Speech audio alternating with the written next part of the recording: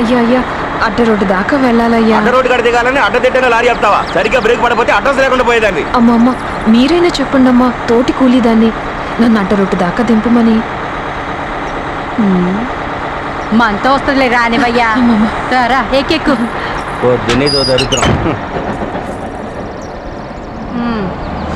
పిల్ల, నీ పేరేంటి, నీ ఊరేంటి? నా పేరు యాది, మాది కర్ణాటకలోని కోలార్, మా ఊరమ్మా. అక్కడ నుండి ఎక్కడికి ఎందుకు వచ్చా? మా ముఠాతో పాటు వచ్చాను. అదేనమ్మా మా కూలీ ముఠాతో. మా మేస్త్రి సచ్చినోడికి నేను చిక్కలేదమ్మా, వాడే ఇంత పని చేసిండు. ఏం చేసిండు? నా కూలీ డబ్బుల్లో ఓ 100 ఇచ్చిండు.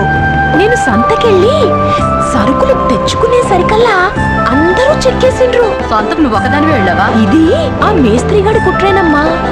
మిగతా కూలీలకి వాడంటే సచ్చెంత భయమమ్మా, అందుకే నన్ను ఒంటరిగా ఒగ్గేశారమ్మా. మరి మీ ఊళ్ళో నువ్వెక్కడా అని మీ వాళ్ళు అడిగితే ఏం చెప్తాడా మేస్త్రి?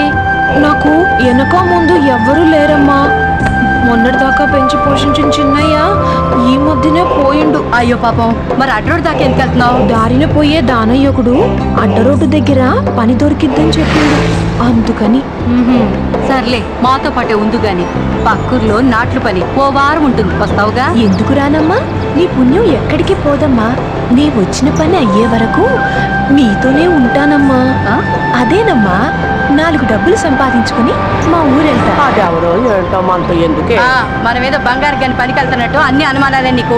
కూలీలు తగ్గారని ఆ భూపతి ఏమంటాడో నే భయపడి చేస్తుంటే మధ్యలో నీ నసోటి ఆపా.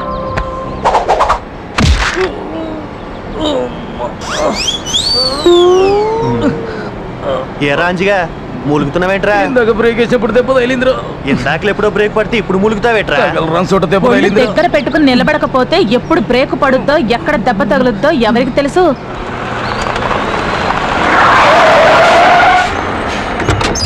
అడ్డ రోడ్ వచ్చింది, దాన్ని దిగమనరా. మనతో వస్తుందిలే రానివయ్యా.